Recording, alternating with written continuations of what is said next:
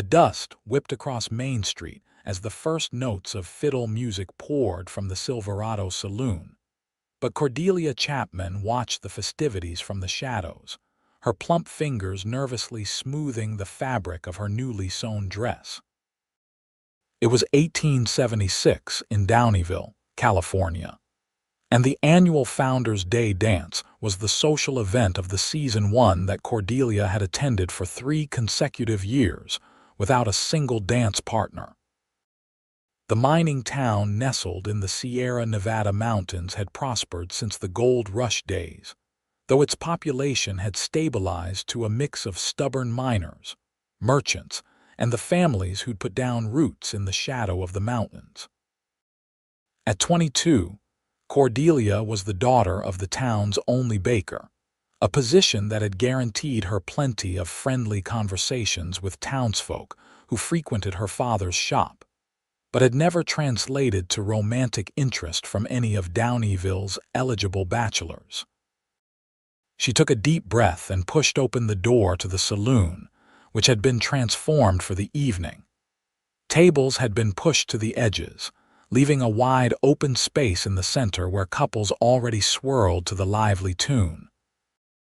Paper lanterns cast a warm glow over the scene, and Cordelia could smell the punch mixed with whiskey and the perfume of the ladies who'd prepared for weeks for this night.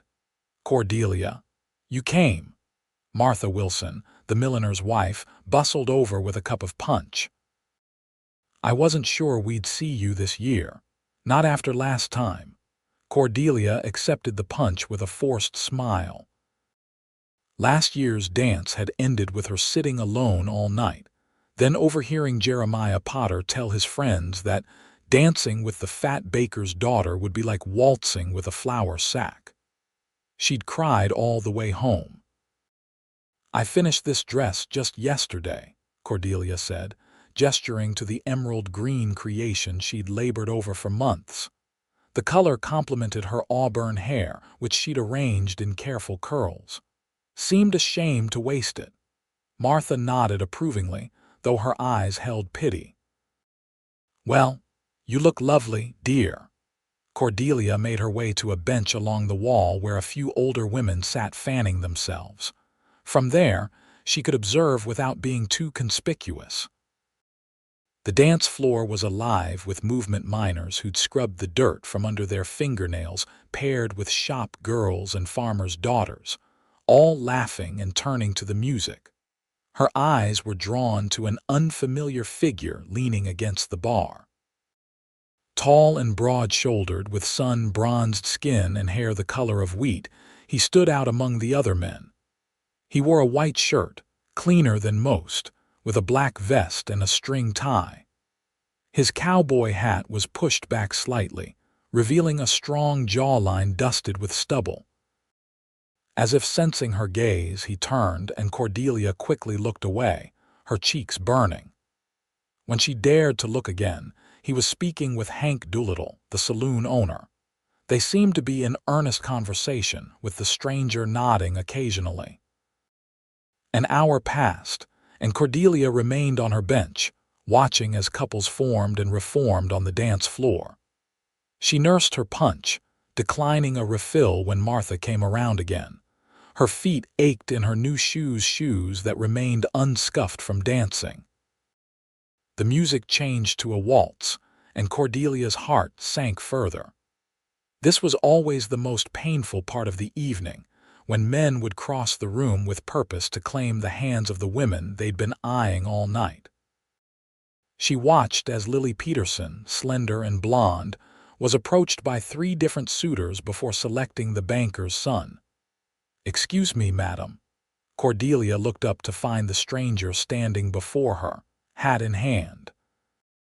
Up close, she could see his eyes were the color of the river in summer, a clear greenish blue. "I'm Garrett James," he said, his voice a pleasant baritone with a slight southern drawl. "I just rode into town yesterday. I wonder if you might favor me with this dance." Cordelia stared at him, certain he was playing some cruel joke. She glanced around, half expecting to see a group of men snickering in the corner. I don't," She stammered. "I understand if you're promised to someone else for this dance," he said, a small smile playing at his lips. "But I'd be mighty disappointed." "No, I'm not promised to anyone," Cordelia said quickly, then blushed at her eagerness. "I mean, I'd be pleased to dance with you, Mr. James." He extended his hand, and after a moment's hesitation, Cordelia placed her fingers in his. His palm was calloused but warm as he led her to the dance floor. She could feel eyes on them, curious, surprised, perhaps even judgmental, but Garrett seemed oblivious as he turned to face her. "I should warn you," Cordelia murmured as his hand settled at her waist, "I'm not very experienced at dancing." "That's all right," he replied, his eyes crinkling at the corners. "I've got enough practice for both of us. Just follow my lead." And then they were moving. Cordelia concentrated on not stepping on his boots, counting the steps in her head. 1, 2, 3, 1, 2, 3. Garrett guided her with confidence, his hand firm against the small of her back. Gradually, she relaxed into the rhythm, and when she dared to look up at his face, she found him watching her with an expression of genuine enjoyment. "You're doing just fine," he said. "Better than fine." The compliment warmed her from within. "Thank you for asking me to dance," she said. "Most men don't. Well, they don't notice me much." Something flickered in his eyes, surprise, perhaps, or disbelief. "Their loss, I'd say." The waltz ended too soon, and Cordelia prepared to return to her bench, but Garrett maintained his hold on her hand. "The next one's a reel," he said, as the fiddle struck up a livelier tune. "Do you know it?" She nodded, though she'd only ever practiced the steps at home with her father or younger brother. "Then let's continue," Garrett said, and before she could protest, he was guiding her into position for the reel. This dance required more movement, more energy, and Cordelia felt her initial self-consciousness return. What if she looked ridiculous?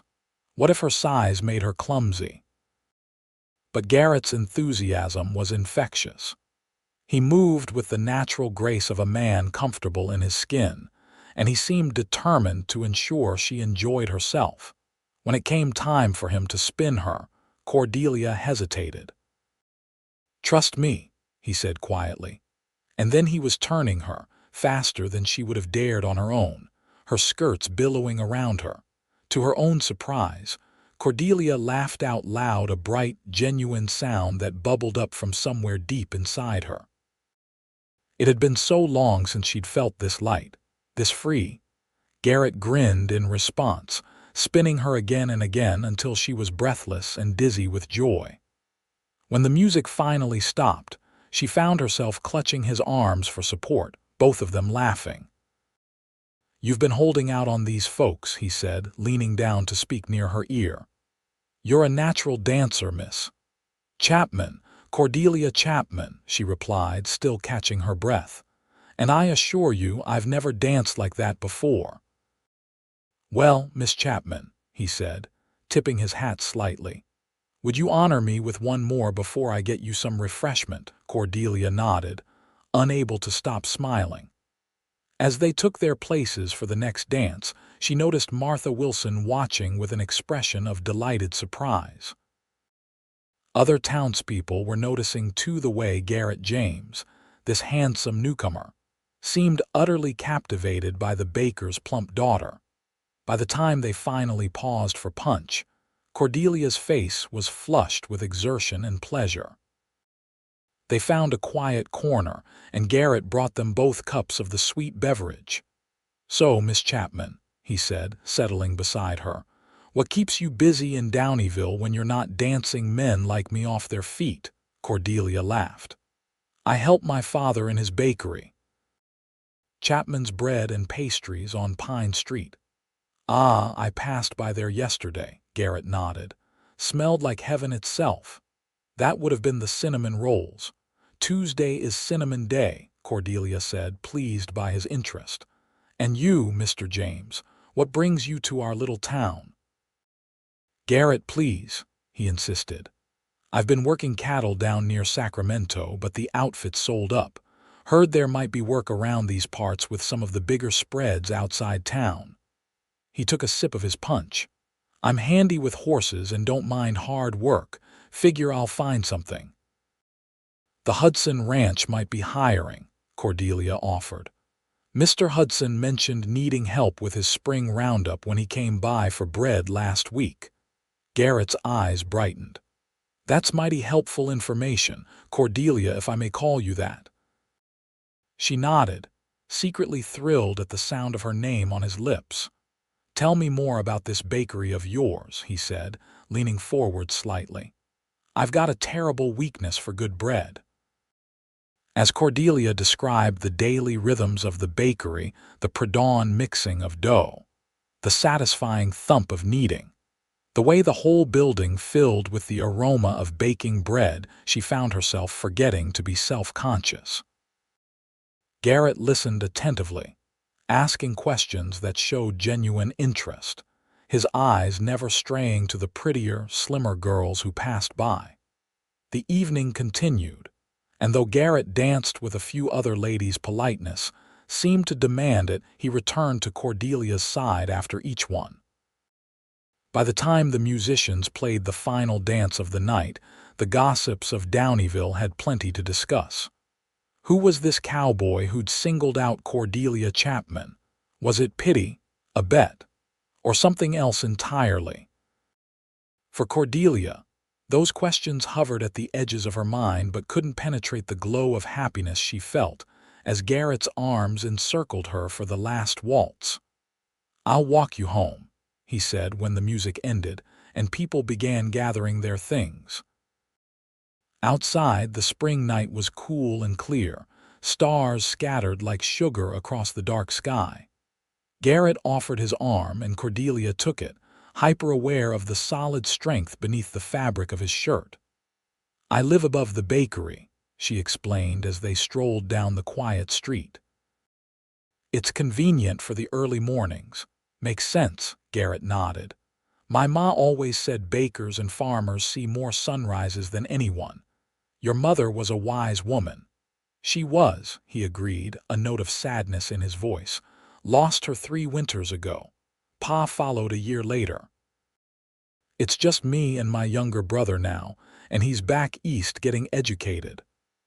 I'm sorry for your loss, Cordelia said softly. My mother passed when I was 14. It's just me, Pa, and my brother Thomas now. They walked in companionable silence for a moment, connected by the shared understanding of grief. Here we are, Cordelia said as they reached the bakery, a 2-story building with a large display window now dark for the night. Thank you for walking me home, Garrett, and for the dances. I had a wonderful evening. He smiled down at her, the moonlight silvering his features. The pleasure was mine, Cordelia, truly. He hesitated, then asked, would it be too forward of me to call on you tomorrow, perhaps after you're done with your day's work? Cordelia's heart leapt. I'd like that very much.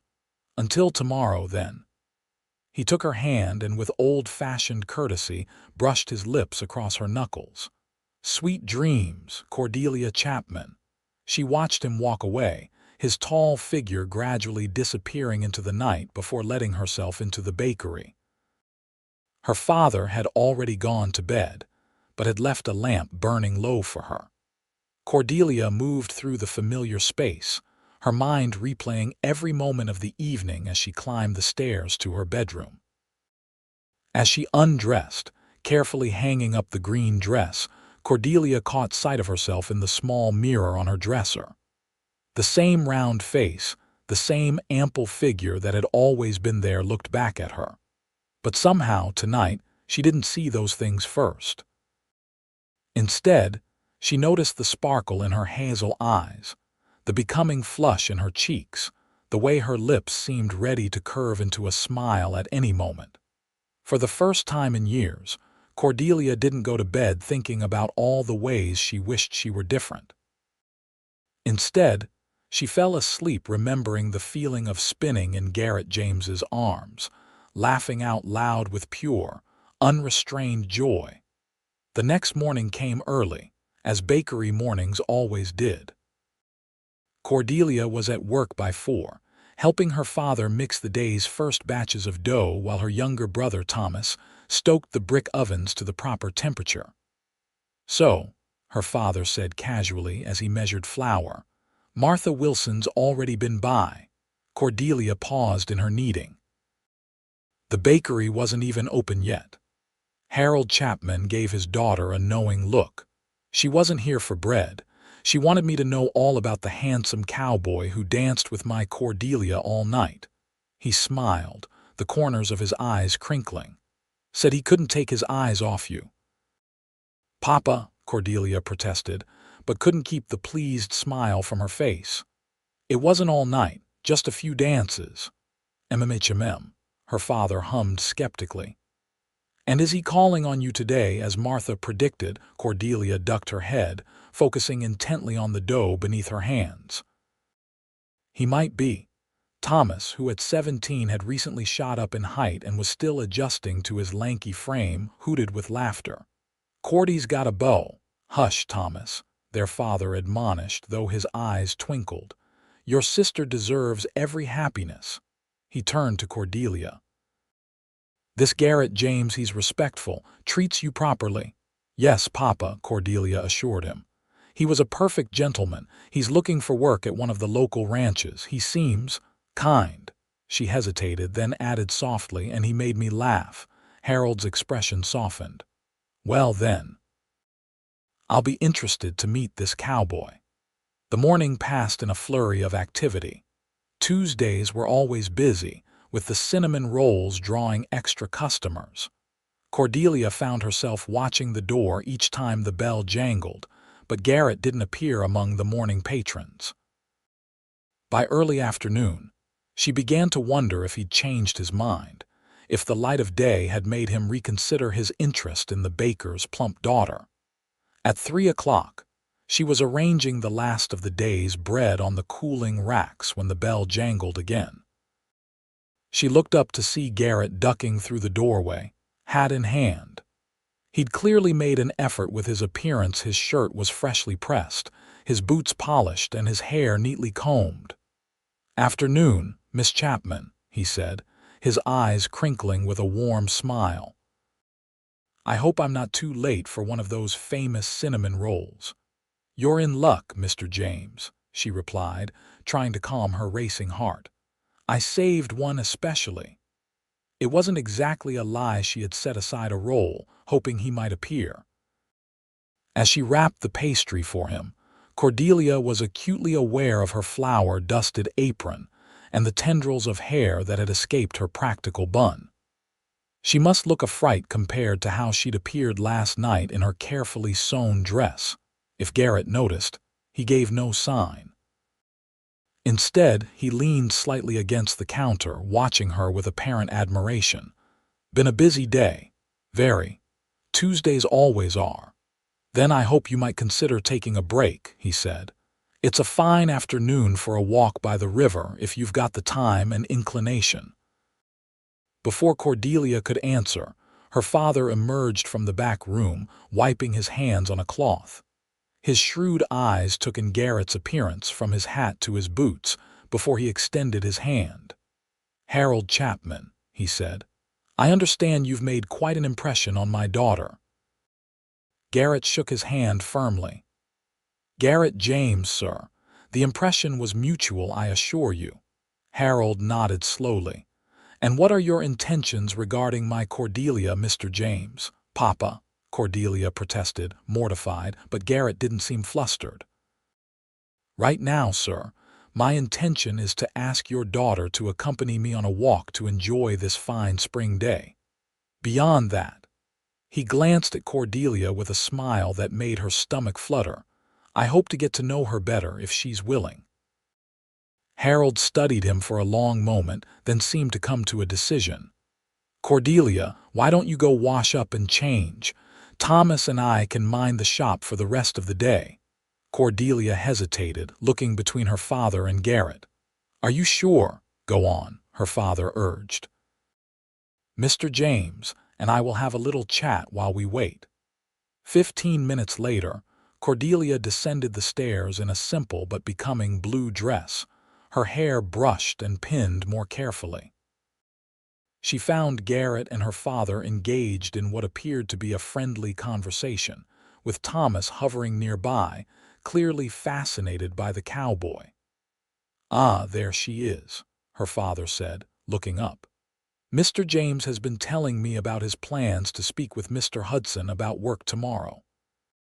And your father has been telling me I should try the sourdough," Garrett added with a grin.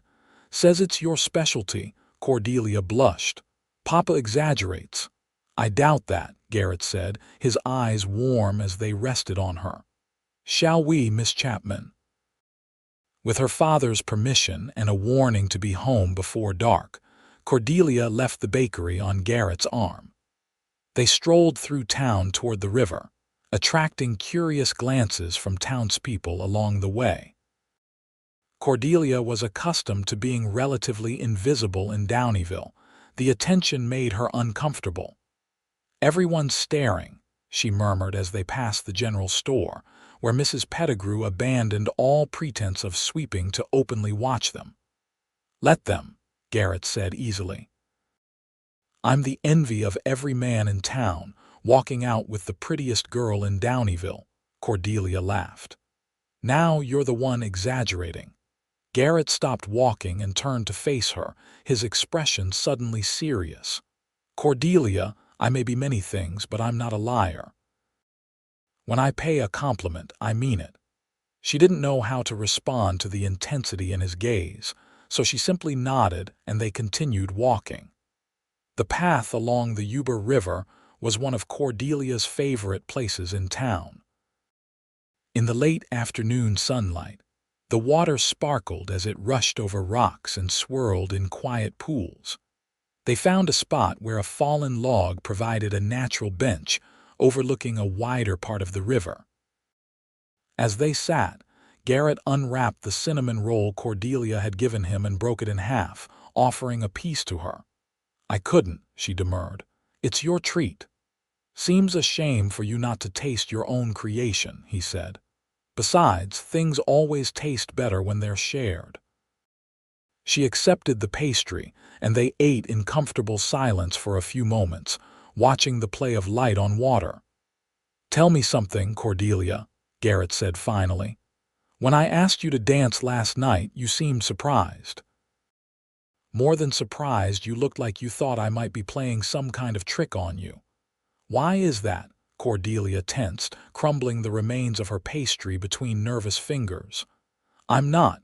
That is, I don't usually dance." She took a deep breath. "Men in Downeyville don't generally seek out my company that way." "Because of your size," Garrett said plainly, not a question. Cordelia's cheeks burned, but she nodded. "Yes." "Well, the men of Downeyville are fools," Garrett said, brushing a crumb from his vest. "Where I come from, a woman with some substance to her is considered a blessing. Means she's well-fed, healthy. Means she can work hard and bear children who'll survive." He glanced at her. "Not to mention, when a man holds a woman like you, he knows he's holding something real. Not just bones and air." Cordelia stared at him, speechless. No one had ever spoken of her body in positive terms before. Her father and brother loved her, of course, but they never discussed her appearance. And the whispers she'd overheard from others over the years had all been variations on a theme: too big, too round, too much. "I don't know what to say," she admitted finally. Garrett shrugged. "You don't have to say anything. I'm just telling you how I see things." He tossed the last bit of his pastry to a hopeful squirrel. "Now, why don't you tell me more about yourself? What does Cordelia Chapman do when she's not baking the best cinnamon rolls west of the Mississippi?" Gradually, Cordelia relaxed as they talked. She told him about growing up in the bakery, about her love of reading and her secret passion for writing stories that she never showed anyone.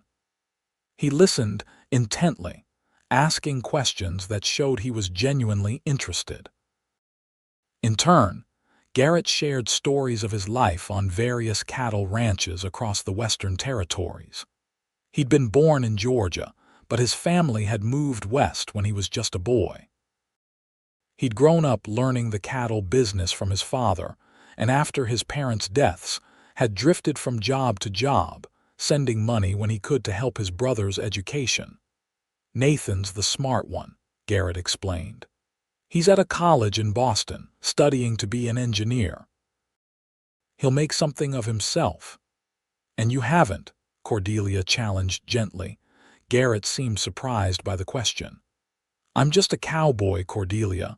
I work hard, try to be honest, but I don't have ambitions beyond finding steady work and maybe, someday, a place of my own." "Those sound like worthy ambitions to me," she said. "Not everyone needs to build railroads or strike gold to make a good life." He studied her for a moment, then smiled. "You've got a way of putting things in perspective, don't you?" The sun was beginning to lower toward the western mountains when they finally stood to head back to town.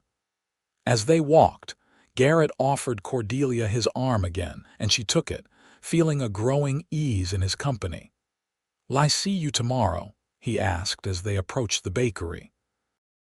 "I'd like that," Cordelia replied. "I'm usually free after 3 like today."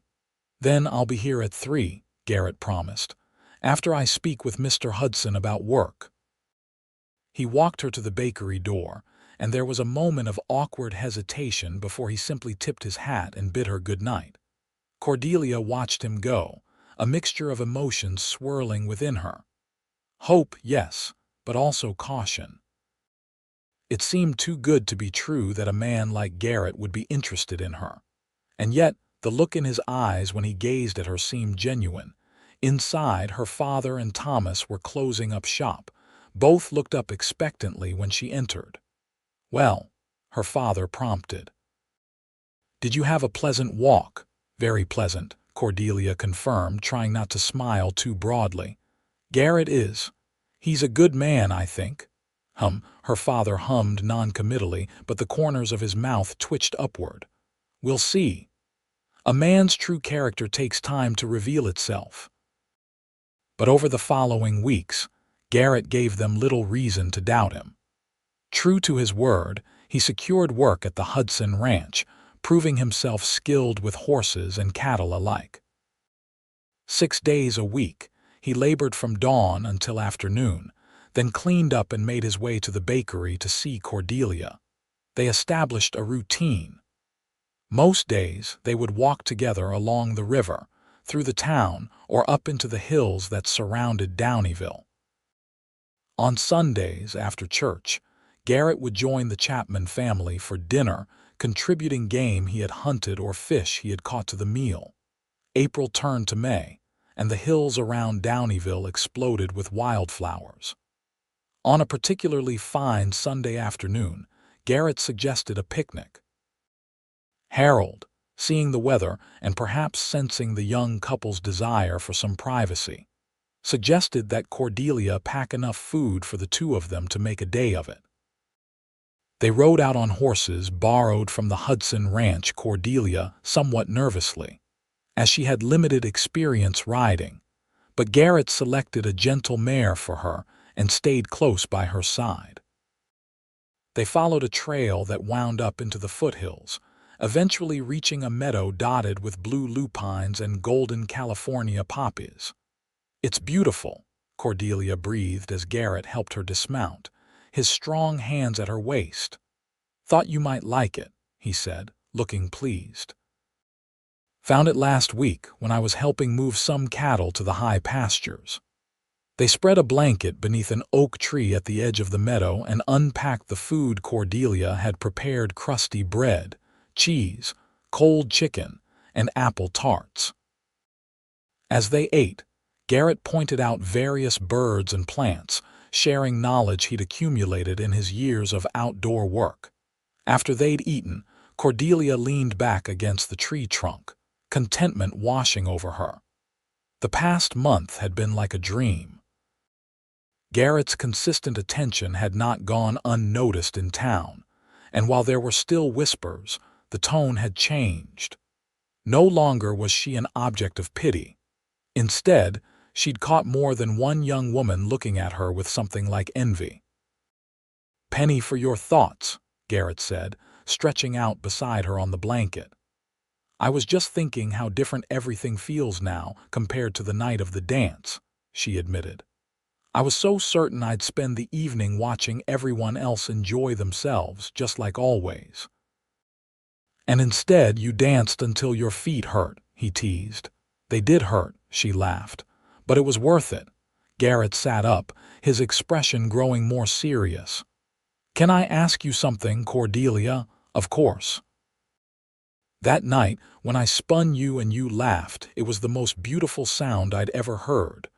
But it also made me sad because it seemed like you hadn't laughed like that in a long time." He reached out to take her hand. "Was I right?" Cordelia considered denying it, offering some light response that would steer them back to safer conversational waters. But the genuine concern in Garrett's eyes deserved honesty. "Yes," she said softly. "I think I'd forgotten how to laugh like that, to just enjoy the moment without worrying what people were thinking about me." Garrett's fingers tightened around hers. "The world can be cruel to those who don't fit its narrow ideas of what's right or proper or beautiful." His gaze dropped to their clasped hands. "I know something about that. Not the same as you, but my family was poor back in Georgia. Dirt poor. Kids at school used to call me Scarecrow because my clothes were so ragged, and I was skinny as a rail before I shot up and filled out." "I can't imagine anyone calling you Scarecrow now," Cordelia said, trying to picture a younger, thinner version of the solid man before her. He smiled slightly. "No, I suppose not. But I remember how it felt being judged for something I couldn't help, being laughed at." He looked up at her, his eyes intense. "That's why, when I saw you sitting there at the dance, watching everyone else with such longing in your eyes, I knew I had to ask you to dance." "Out of pity?" Cordelia asked, her voice catching. "No," Garrett said firmly. "Out of recognition. I saw something in you that called to something in me." He hesitated, then continued more softly. "And then when I held you when we danced, when you laughed, I knew I wanted to hear that sound again, to be the one who made you laugh like that." Cordelia's heart was pounding so hard she was sure he must hear it. "And now, after all these weeks of walks and talks and Sunday dinners, what do you want now, Garrett?" Instead of answering with words, Garrett leaned forward and gently pressed his lips to hers. It was Cordelia's first kiss, sweet and tentative, over almost as soon as it began, but it left her breathless. "I want to court you properly, Cordelia Chapman," Garrett said, his voice slightly husky. "With your father's permission and the whole town watching if they must. I want to see where this feeling between us leads." Joy bubbled up inside her, and Cordelia couldn't contain the wide smile that spread across her face. "I want that too." This time when he kissed her, there was nothing tentative about it. His arms encircled her, drawing her closer, and Cordelia found herself melting into his embrace, returning his kiss with a fervor that surprised them both. When they finally broke apart, they were both breathing hard. Garrett rested his forehead against hers, his eyes closed. "I should take you home," he said, though he made no move to release her, "before I forget myself entirely." Reluctantly, Cordelia agreed. They packed up the remains of their picnic and mounted their horses for the ride back to town. But now there was a new awareness between them, a current of possibility that made even their silences meaningful. As spring gave way to summer, Cordelia and Garrett's courtship became the talk of Downeyville. Some speculated that the handsome cowboy must have ulterior motives, perhaps he was after the bakery, or thought the Chapman family had savings stashed away. But as weeks turned to months, even the most cynical townspeople had to admit that Garrett James seemed genuinely smitten with Cordelia Chapman. For Cordelia, it was a time of blossoming. Garrett's affection and admiration gave her a confidence she'd never possessed before. She began to hold her head higher when walking through town, to speak up more in conversations, to believe that perhaps she was worthy of love just as she was. Garrett, meanwhile, proved himself an excellent worker at the Hudson Ranch. By July, he had been promoted to assistant foreman, with a corresponding increase in wages.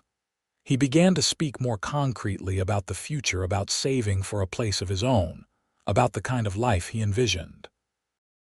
One particularly hot evening in late July, they sat on the small porch behind the bakery, where it was cooler than inside. Harold and Thomas had already retired for the night, leaving them alone with the sound of crickets and the distant murmur of the river. "Hudson offered me a permanent position today," Garrett said, breaking a comfortable silence. "Year-round work, not just seasonal." "Garrett, that's wonderful," Cordelia exclaimed. "Will you take it?" He nodded slowly. "I think so. It's good work, fair pay. Hudson's a decent boss." He glanced at her. "It would mean staying in Downeyville." "Is that what you want?" she asked carefully. In all their conversations, Garrett had never quite committed to putting down roots in her hometown. "What I want," he said deliberately, "is to be where you are, Cordelia." Her breath caught. "And I want to be where you are." Garrett reached into his pocket and withdrew a small object. Even in the dim light, Cordelia could see it was a ring, a simple silver band with a modest pearl set in the center. "It's not much," he said apologetically. "Not what you deserve. But it's all I could afford right now. Later, when I've saved more—" "It's perfect," Cordelia interrupted, her eyes filling with tears. "It's absolutely perfect." Garrett took her hand. "Cordelia Chapman, I love you. I love your kindness, your wisdom, your laugh. I love the way you know just what to say to put a person at ease. I love watching you work in the bakery, your hands so sure and capable. I love who I am when I'm with you." He took a deep breath. "Will you marry me?" "Yes," Cordelia whispered, joy spreading through her like sunlight. "Yes, Garrett, I will marry you." He slipped the ring onto her finger, and then they were in each other's arms, sealing their promise with a kiss that spoke of all the tomorrows they would share. The news of their engagement spread quickly through Downeyville. Most offered genuine congratulations, though a few expressed surprise that such an attractive man would choose to marry the fat baker's daughter. But Cordelia found that such comments no longer had the power to wound her as they once had. She knew what Garrett saw in her, and increasingly she saw those qualities in herself as well. They set a date in October, when the aspens in the mountains would be turning gold and the bakery's busy summer season would be winding down. In the meantime, Garrett began building a small cabin on a piece of land that Mr. Hudson allowed him to purchase on favorable terms, 2 acres with a view of the mountains, just a 20-minute ride from town. Harold insisted on providing the young couple with furniture from his own modest savings, while Mrs. Hudson organized a quilting bee to ensure they would have proper bedding for the coming winter. Even Thomas contributed, spending his free time crafting a rocking chair for the porch of their new home. On a crisp October morning, with the mountains aflame with autumn colors, Cordelia Chapman became Cordelia James. The ceremony was held in Downeyville's small church, filled to capacity with townspeople and ranch hands alike. Cordelia wore a dress of deep ivory satin that she and Martha Wilson had spent weeks creating, a dress that celebrated rather than disguised her curves. As she walked down the aisle on her father's arm, Cordelia caught sight of Garrett waiting for her at the altar, his face alight with love and pride. In that moment, she thought of how far they'd both come from that night at the Founder's Day dance. He, the lonely cowboy new to town. She, the girl who never expected to dance. Their vows were simple but heartfelt, and when the minister pronounced them husband and wife, Garrett didn't wait for permission to kiss his bride. He swept Cordelia into his arms and kissed her with such enthusiasm that the congregation erupted in cheers and laughter. The celebration afterward was held in the town square, with tables groaning under the weight of food contributed by nearly every household in Downeyville. Harold had baked for 3 days straight to ensure an abundance of breads and pastries, while the Hudsons had provided a whole roast pig. When it came time for the dancing to begin, Garrett led Cordelia to the center of the square, just as he had that first night. As the fiddle struck up a waltz, he pulled her close and whispered, "Have I told you today how beautiful you are, Mrs. James?" "Only about a dozen times," she laughed. "But I don't mind hearing it again." They moved together with the easy grace of two people who had learned each other's rhythms.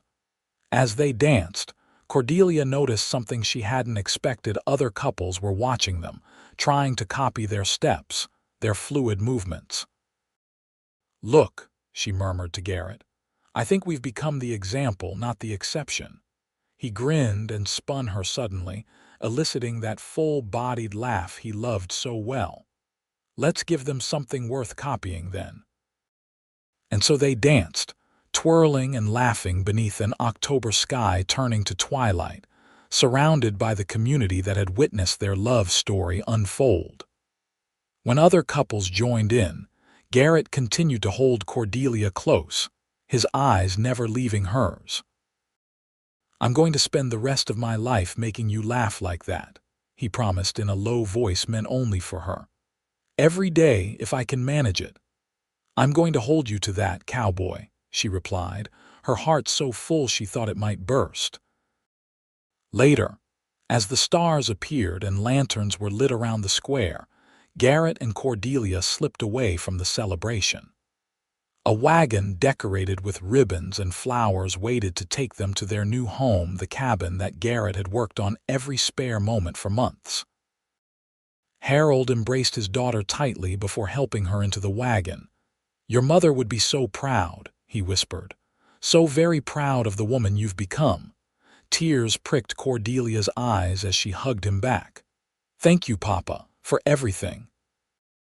With calls of good wishes and a few ribald jokes following them, Garrett and Cordelia drove away from town toward their new home.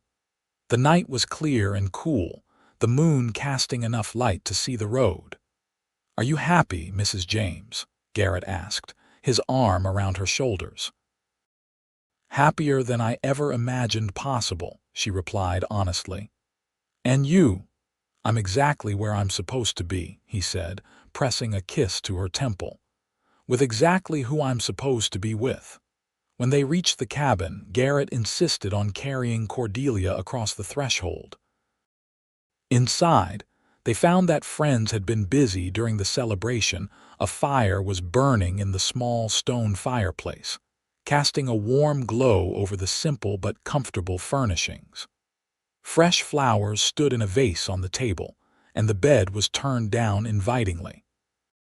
"Welcome home, Cordelia," Garrett said softly, setting her on her feet but keeping his arms around her. "Home," she repeated, leaning into his embrace. "Our home."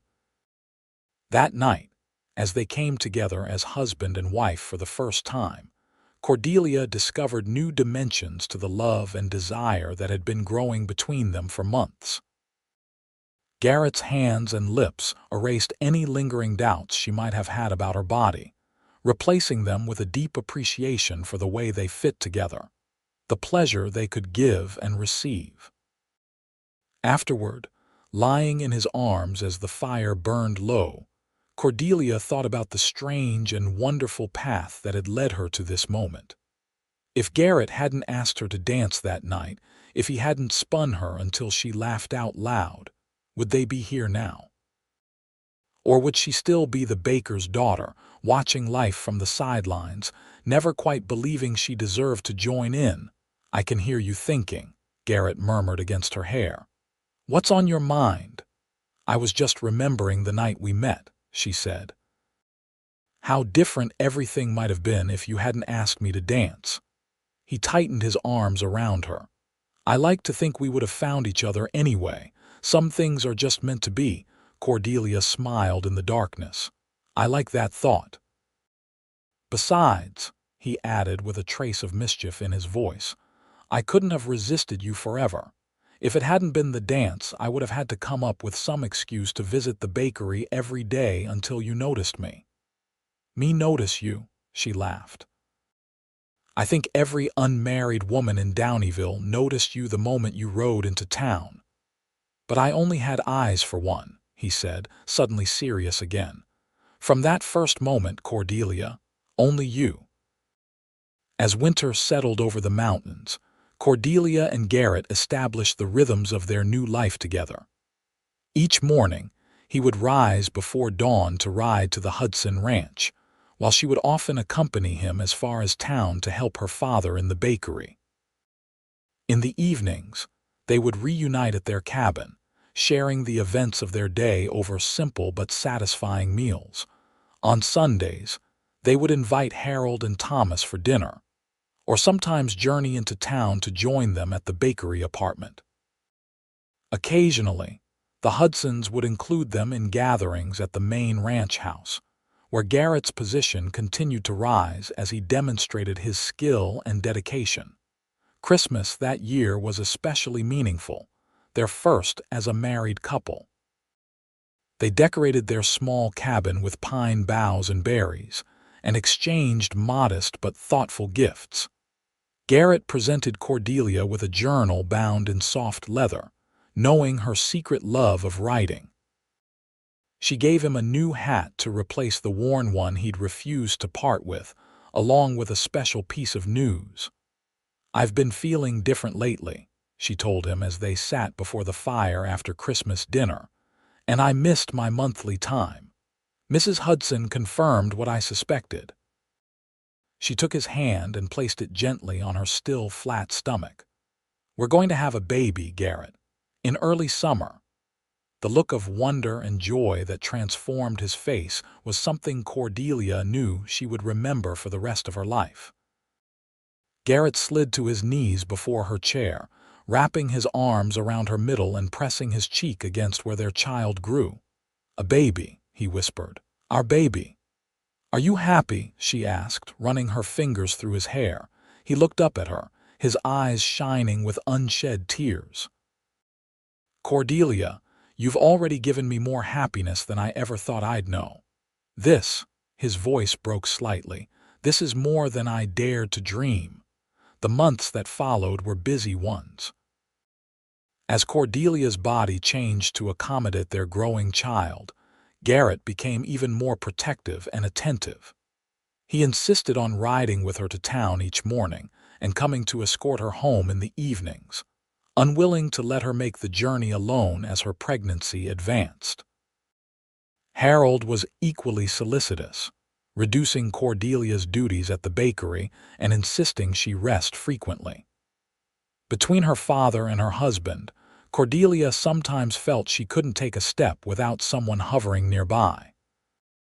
I'm pregnant, not made of glass, she protested one evening as Garrett insisted on carrying a basket that weighed practically nothing. Humor me, he replied with that smile she couldn't resist. It's my first time at this. By May, Cordelia's movements had slowed considerably. Her once ample figure now supported a prominent belly that made bending or reaching difficult.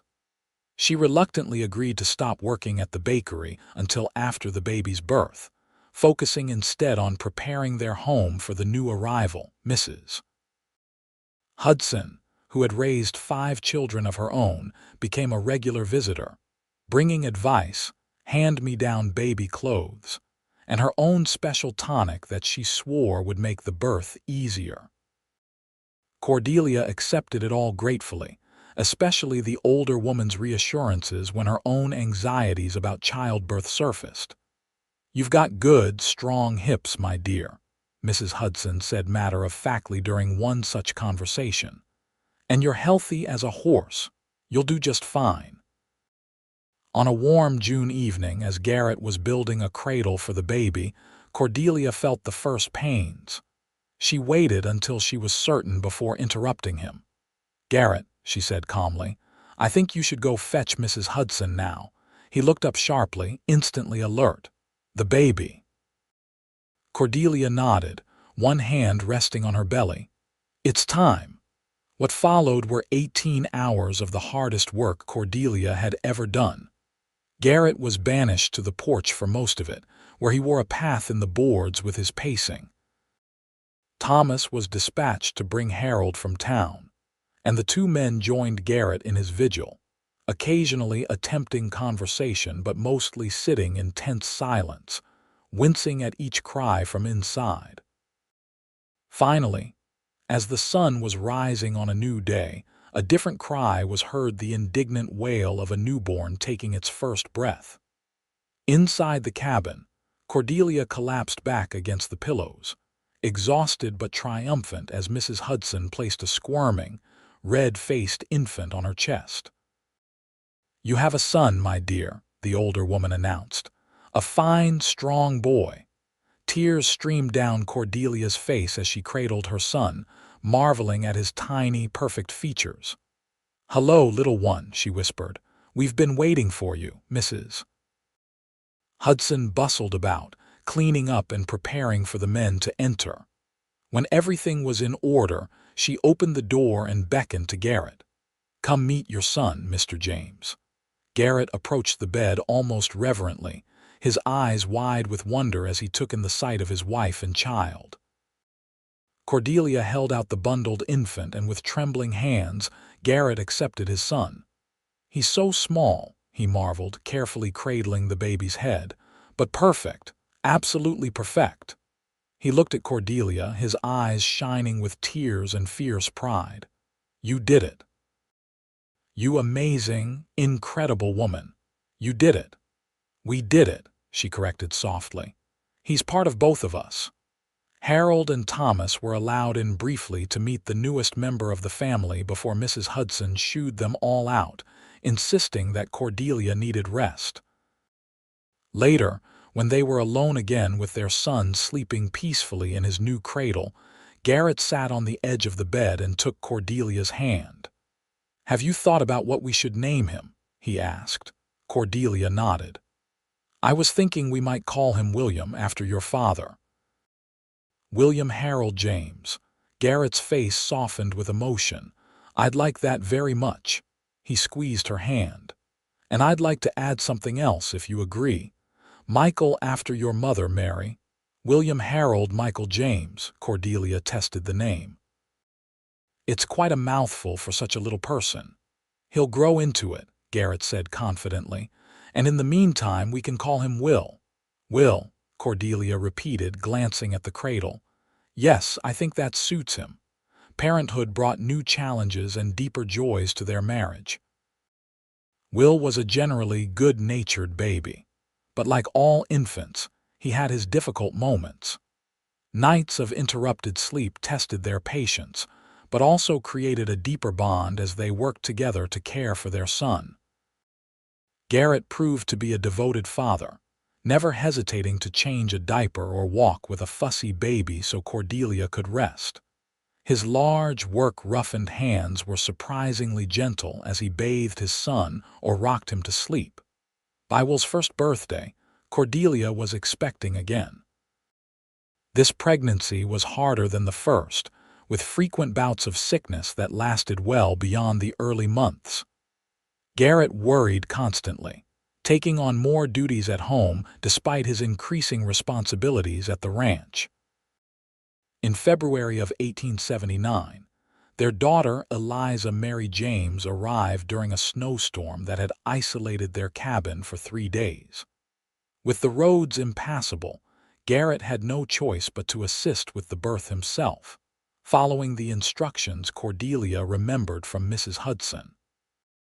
"I've never been so terrified in my life," he admitted afterward as they gazed at their newborn daughter sleeping beside her exhausted mother. "When I think of what could have happened." "But it didn't," Cordelia reminded him, squeezing his hand weakly. We did it together. When the storm finally cleared and Dr. Peterson was able to make it out to check on them, he pronounced both mother and baby in remarkably good health, given the circumstances. "You might have missed your calling, James," he told Garrett. "Not many men could have kept their heads so well." Garrett shook his head firmly. "Once was enough, thank you. I'll stick to cattle."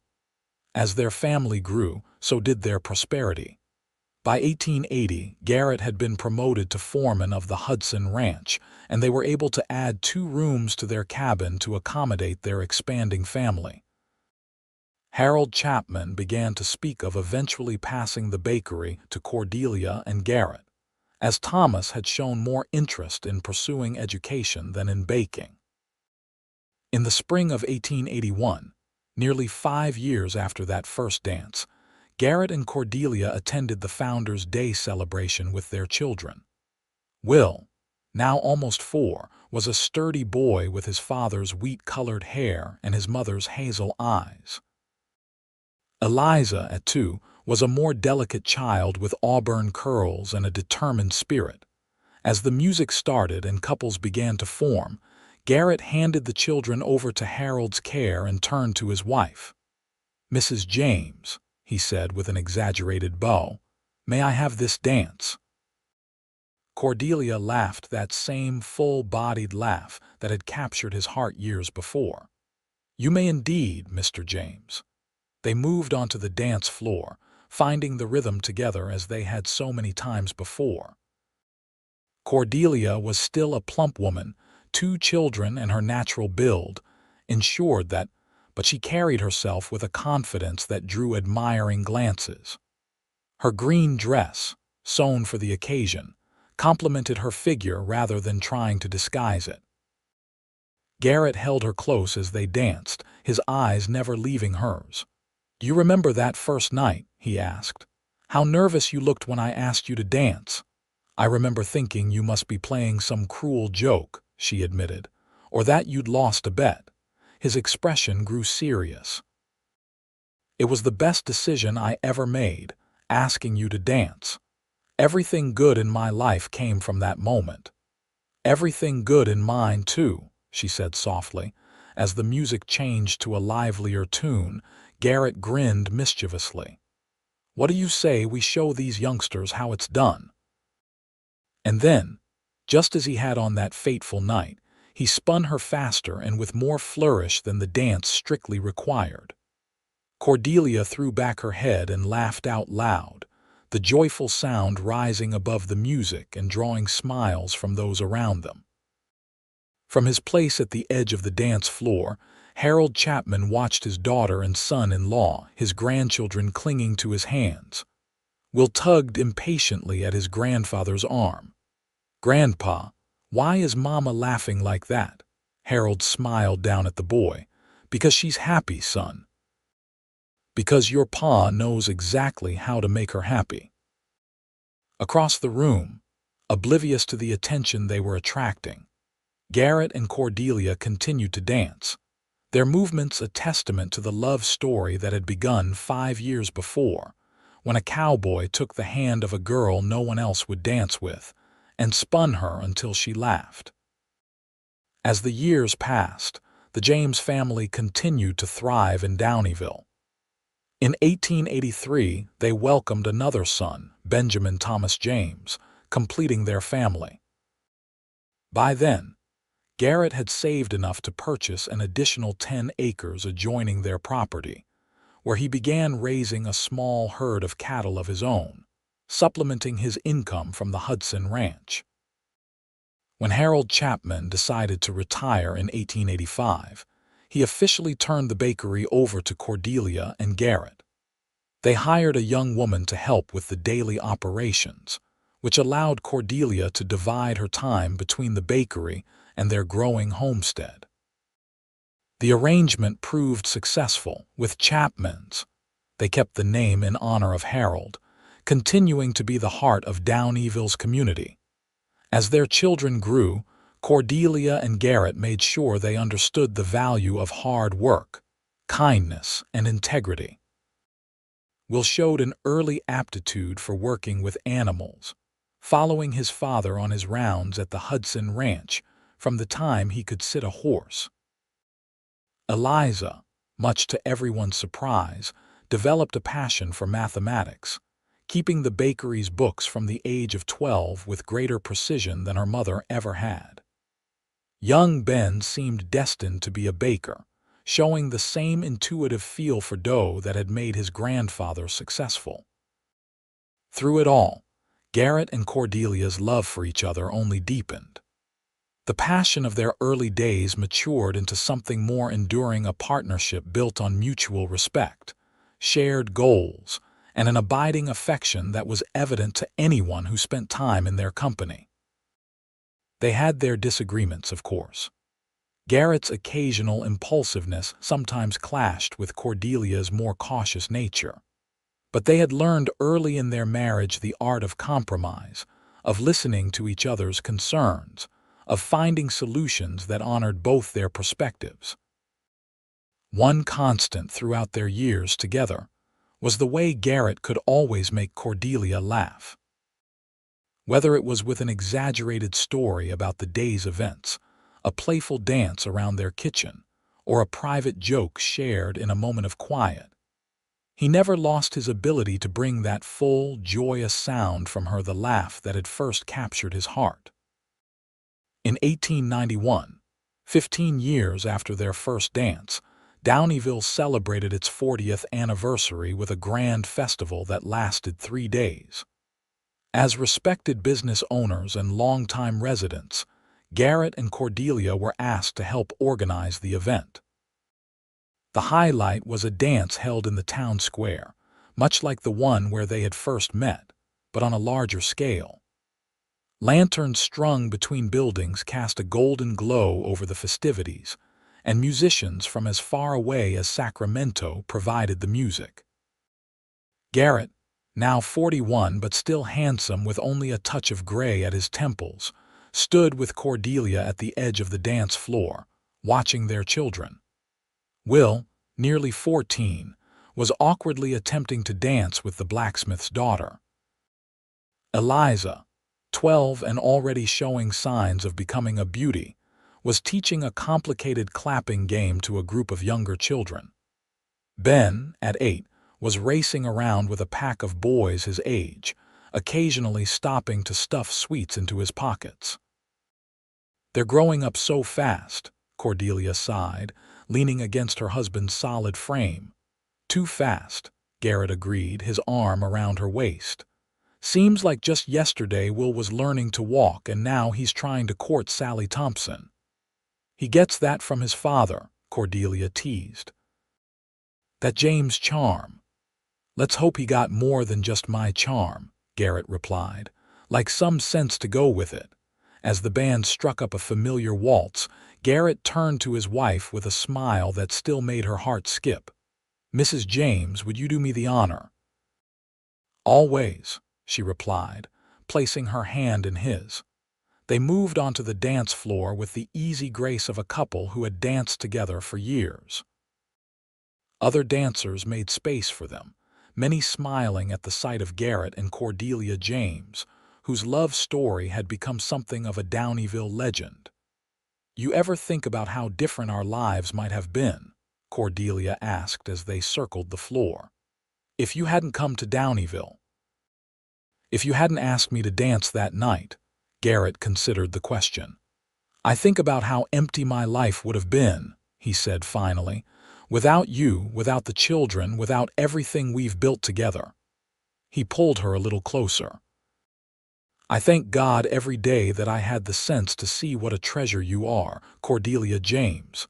Even now," she asked with a small smile. "When I'm no longer the young woman you married, especially now," he said firmly. "You're more beautiful to me today than you were then, because now I know the full measure of your heart, your strength, your wisdom." His eyes crinkled at the corners. "Besides, you still laugh at my jokes, which proves you're either deeply in love with me or have terrible taste in humor." "Perhaps both," she suggested, and they both chuckled. As the waltz ended and the band prepared for the next number, Garrett caught the eye of the lead musician and nodded slightly. The fiddler grinned in return and struck up a lively reel, the very same tune that had been playing on the night Garrett had first spun Cordelia, until she laughed out loud. Recognizing it immediately, Cordelia's eyes widened. "Garrett James, did you arrange this?" "Might have mentioned it to Jim earlier," he admitted with a wink. "It's our anniversary, after all, of sorts." And then, just as he had 15 years before, Garrett took his wife's hand and spun her once, twice, 3 times until she was breathless and laughing, that same full-bodied, joyous sound that had first captured his heart. From the edge of the dance floor, their children watched with varying reactions, while slightly embarrassed by his parents' display. Eliza enchanted, and Ben simply confused about why everyone was smiling at his mother and father. Harold Chapman, now in his 70s but still spry, leaned down to explain to his youngest grandson. "Your ma and pa are remembering when they first fell in love," he said. "When your pa made your ma laugh like that for the very first time." Ben considered this. "They still love each other a lot, don't they, Grandpa?" "They surely do, son," Harold replied, his own eyes a bit misty as he watched his daughter and the man who had seen her true worth when no one else had. "And that's a rare and precious thing in this world." On the dance floor, Garrett pulled Cordelia close again as the music continued. "I love you, Cordelia James," he murmured, his voice meant only for her. "Every day more than the last." "And I love you," she replied, her eyes shining with happiness. "My cowboy who dared to dance with the baker's daughter." And as they continued to dance beneath the stars in the town where their story began, Cordelia reflected on the journey that had brought them here, from that first hesitant dance to the full and beautiful life they had created together. A journey that started because one man had seen beyond appearances to the woman beneath, had taken her hand when no one else would, and had spun her until she laughed out loud. In the years that followed, Garrett and Cordelia watched with pride as their children grew into adults, each finding their own path in life.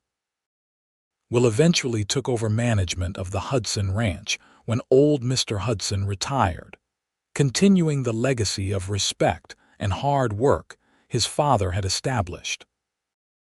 Eliza's gift for numbers led her to become the town's first female bank clerk, later marrying a kind and scholarly man who taught at the newly established school. Ben, as predicted, found his calling in the bakery, adding his own innovations while respecting the traditions his grandfather had begun. Harold Chapman lived to see his great-grandchildren, passing peacefully in his sleep in 1898 at the age of 83.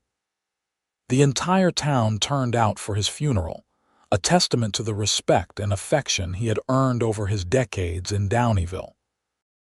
By the turn of the century, Garrett and Cordelia had scaled back their work somewhat, turning more responsibility over to Ben and his wife at the bakery, while Will managed most aspects of their small cattle operation. This gave them more time to enjoy their growing brood of grandchildren and to simply be together. In 1901, they celebrated their 25th wedding anniversary with a gathering that nearly rivaled their wedding for size and festivity. Friends and family from near and far came to honor the couple whose love story had become woven into the fabric of Downeyville's history. At the party, their oldest grandson, Harold, named for his great-grandfather, asked the question many had wondered but few had dared to ask directly.